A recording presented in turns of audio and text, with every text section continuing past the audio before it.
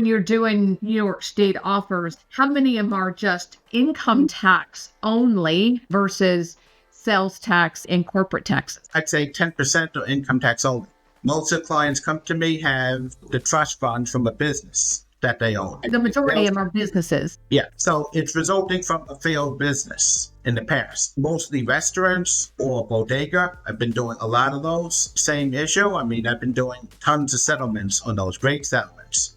But I always tell the client and all my disclosures to them saying, we're resolving your agreement. You're settling $1 million for X amount. Before you sign off on this, you're going to make sure you're going to pay this X amount. Otherwise, don't sign off on this agreement. Let's retract it and then live to fight another day. Makes sense. That's interesting, though. It's great information. One thing I think this also drives home is how the states are much more difficult to work with than the IRS is. And the IRS has very specific rules and procedures to follow. The states are kind of up in the air all over the place. I agree, because even here, the state of Missouri only has a 3-year payment plan. 3 years. That's the max. Most states are going to go more than that. Yeah. And it's really hard when taxpayers owe lots of money to get that extended outward to say, hey, I can't afford to pay it. And like you said, Stephen, we have hardship forms here as well, but I'm sure each state has their own legalities of how we move through this. Yeah, and generally I try not to do anything outside of New York.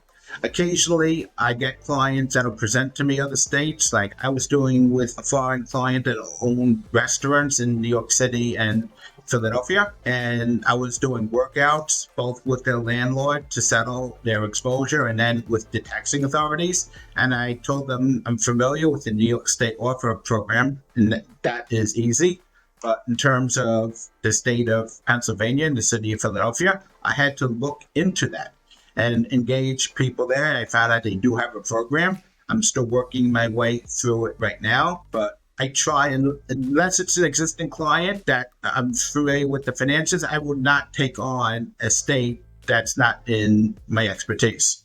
But I think that the whole bigger picture of this is that whatever state you're in, to understand that each state has their own specific nuances of how they will do offers or how they do installment agreements or whatever they're offering you to be able to pay off your debt is.